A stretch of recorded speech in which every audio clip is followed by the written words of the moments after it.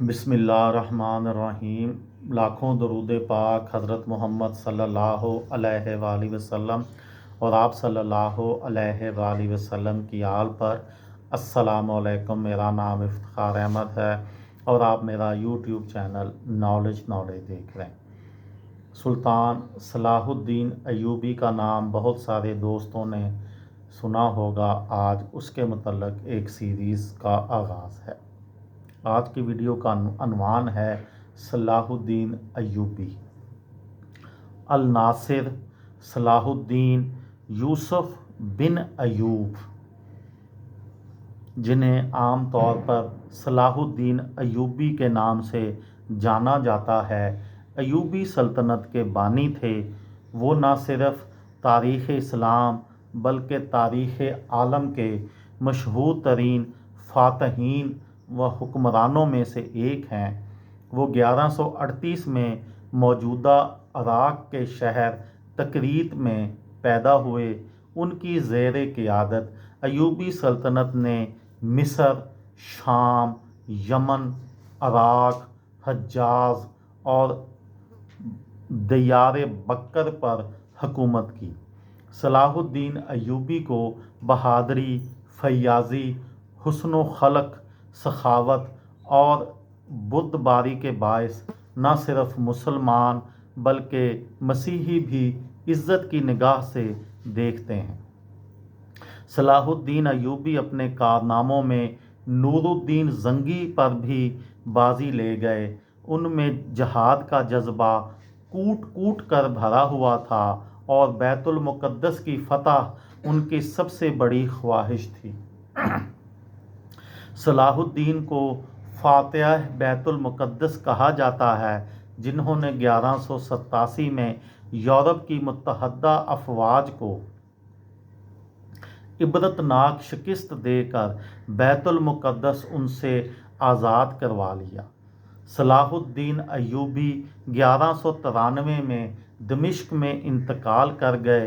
انہوں نے اپنی ذاتی دولت کا زیادہ تر حصہ اپنی رعایا کو دے دیا۔ وہ مسجد بنو امیہ سے متصل مقبرے میں مدفون ہیں۔ مسلم ثقافت کے لیے اپنی اہمیت کے ساتھ ساتھ صلاح الدین کا کرد، ترک اور عرب ثقافت میں بھی نمایاں طور پر احترام کیا جاتا ہے۔ انہیں اکثر تاریخ کی سب سے مشہور کرد شخصیت کے طور پر بیان کیا جاتا ہے۔ سلطان صلاح الدین نسلاً کرد تھے اور 1138 میں کردستان کے علاقے تکریت میں پیدا ہوئے، جو اب عراق میں شامل ہے۔ شروع میں وہ سلطان نور الدین زنگی کے یہاں ایک فوجی افسر تھے۔ مصر کو فتح کرنے والی فوج میں صلاح الدین بھی موجود تھے اور اس کے سپہ سالار شیر کوہ صلاح الدین کے چچا تھے، اور اس کے مصر فتح ہو جانے کے بعد صلاح الدین کو 564 عیسوی میں مصر کا حکمران مقرر کر دیا گیا۔ اس زمانے میں 569 ہجری میں انہوں نے یمن بھی فتح کر لیا۔ نور الدین زنگی کے انتقال کے بعد صلاح الدین حکمرانی پر فائز ہوئے۔ ان کا ذاتی نام یوسف تھا۔ صلاح الدین ایک لقب اعزازی لقب ہے جس کا مطلب ہے دین کی درستی۔ ان کا خاندان ممکنہ طور پر کرد نسل سے تعلق رکھتا تھا اور وسطی آرمینیا میں ڈوین گاؤں سے آئے تھے۔ وہ جس روادیہ قبیلے سے تعلق رکھتے تھے، وہ اس وقت تک عربی بولنے والی دنیا میں جزوی طور پر ضم ہو چکے تھے۔ صلاح الدین کے دور میں شیخ عبد القادر گیلانی سے زیادہ کسی عالم کا اثر رسوخ نہیں تھا، اور صلاح الدین ان سے اور ان کے شاگردوں سے بہت متاثر تھے۔ 1132 میں موصل کے عطا بیگ زنگی کی شکست خوردہ فوج نے تکریت کے قلعے کے سامنے دریائے دجلہ کی طرف ان کی پسپائی کو روک دیا۔ جہاں صلاح الدین کے والد نجم الدین ایوب نے وارڈن کی حیثیت سے خدمات انجام دی۔ نجم الدین ایوب نے فوج کے لیے کشتیاں فراہم کیں اور انہیں تکریت میں پناہ دی۔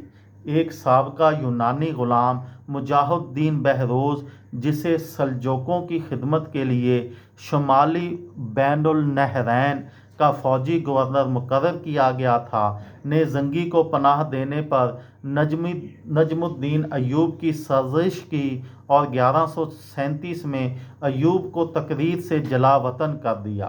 جب اس کے بھائی اسد الدین شیرکو نے بہروز کے ایک دوست کو قتل کر دیا۔ بہاؤالدین ابن شداد کے مطابق صلاح الدین کی پیدائش اسی رات ہوئی تھی جب اس کے خاندان نے تکریت چھوڑا تھا۔ 1139 میں ایوب اور اس کے خاندان کا موصل منتقل ہو گئے، جہاں عماد الدین زنگی نے انہیں قبول کیا اور ایوب کو بالبیک میں اپنے قلعے کا کمانڈر مقرر کیا۔